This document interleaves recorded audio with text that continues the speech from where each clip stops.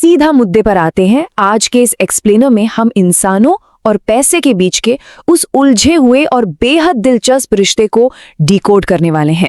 The paradox of wealth, यानी धन का विरोधाभास। नाम जितना कैची है ना, इसके पीछे का विज्ञान सच में उससे भी कहीं ज्यादा हैरान करने वाला है। चलिए शुरू करते हैं। सबसे पहला और बुनियादी सवाल जो हमारे दिमाग में आता है वो ये है कि क्या पैसा सचमुच इंसानी फितरत को बदल देता है? मतलब अगर किसी को अचानक से कुछ स्ट्रक्चरल एडवांटेज या संरचनात्मक फायदे मिल जाएं, तो क्या उसकी साइकोलॉजी, उसके सोचने का तरीका पूरी तरह से बदल जाएगा? इसे समझने के लिए साइकोलॉजिस्ट पॉल पिफ का एक बड़ा ही मशहूर एक्सपेरिमेंट देखते हैं। उन्होंने कुछ लोगों को रिग्ड मोनोपोली गेम खिलाया। रिग्ड यानी इसमें कुछ खिलाड़ियों को जानबूझकर पहले से ही ज्यादा फायदे दिए गए थे, और नतीजा एकदम चौंकाने वाला। जिन खिलाड़ियों का पड़रा भारी था वो अचानक से हावी होने लगे। वो टेबल पर रखे शेयर किए गए स्नैक्स ज्यादा खाने लगे, और सबसे मजेदार बात, अपनी जीत का क्रेडिट वो अपने टैलेंट और स्ट्रैटेजी को दे रहे थे, ना कि उस अनुचित फायदे को जो उन्हें गेम ने दिया था। ये साफ दिखाता है कि कैसे बस थोड़ा सा फायदा मिलते ही इंसान के अंदर एंटाइटलमेंट या अधिकार की भावना तुरंत जाग जाती है। तो आज की इस एक्सप्लेनर में हम इन 5 अहम चीजों पर बात करेंगे। पहला, धन का मनोविज्ञान। दूसरा, दिखावे की खपत का सिद्धांत। तीसरा, सडन वेल्थ सिंड्रोम। चौथा, वेल्थ माइंडसेट। और आखिर में, समय को वापस खरीदना। चलिए अपने पहले भाग की तरफ बढ़ते हैं, धन का मनोविज्ञान, यानी असमानता के विरोधाभास को गहराई से समझना। अब इस स्लाइड पर नजर डालते हैं। पॉल पिफ की 2012 की रिसर्च बड़ी बेबाकी से कुछ कड़वे सच सामने लाती है। डेटा बताता है कि जो लोग अमीर बैकग्राउंड से आते हैं, उनके ट्रैफिक नियम तोड़ने के चांसेस बहुत ज्यादा होते हैं। इसके अलावा अनैतिक फैसले लेना, खुद को सबसे ऊपर समझना और लालच को सही ठहराने की टेंडेंसी भी उनमें कहीं ज्यादा देखी गई है। यानी जैसे जैसे संसाधन बढ़ते हैं, इंसान का व्यवहार काफी हद तक सिर्फ अपने फायदे के बारे में सोचने की तरफ मुड़ जाता है। अब आते हैं दूसरे हिस्से पर, दिखावे की खपत का सिद्धांत, या सीधे शब्दों में कहें तो अपनी दौलत का दिखावा करने की बेचैनी। इसे ऐसे समझा जा सकता है, अक्सर महंगी और लग्जरी चीजों पर जो पैसा उड़ाया जाता है ना, वो किसी जरूरत या आराम के लिए नहीं होता। 1899 में थॉर्स्टीन वेबलिन ने इसे एक सोशियोलॉजिकल टूल बताया था। मतलब एक बटे हुए समाज में अपना रुतबा और क्लास दिखाने का एक तरीका। चाहे वो कस्टम मेड कपड़े हों या बहुत महंगी चीजें, ये सब बस समाज की सीढ़ियों पर अपनी ऊंची जगह का ढिंडोरा पीटने के लिए होता है। और इसी से जुड़ा है कॉन्स्पिक्यूअस लेजर का कंसेप्ट, यानी अपने खाली समय का दिखावा करना।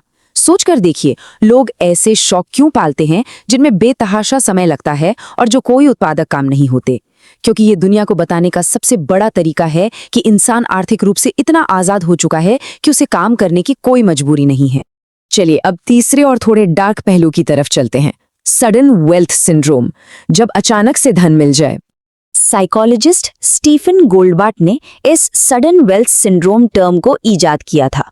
जब अचानक से छप्पर फाड़ के दौलत मिल जाती है, तो लोग अक्सर खुद को नुकसान पहुंचाने वाले व्यवहार की ओर बढ़ सकते हैं। वो अपनों से ही कटने लगते हैं।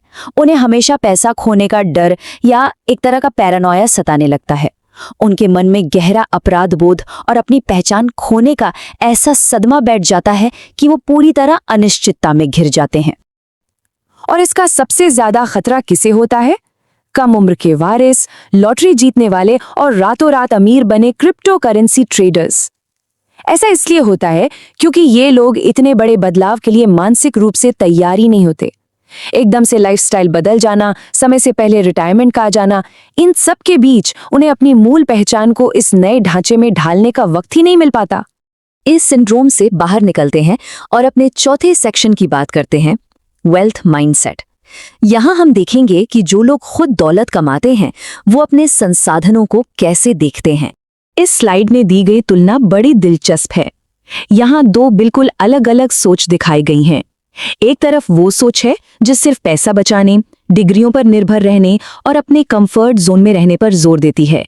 यहाँ फैसले अक्सर भावनाओं में बहकर लिए जाते हैं और पैसे को नकारात्मक नजरिए से देखा जाता है।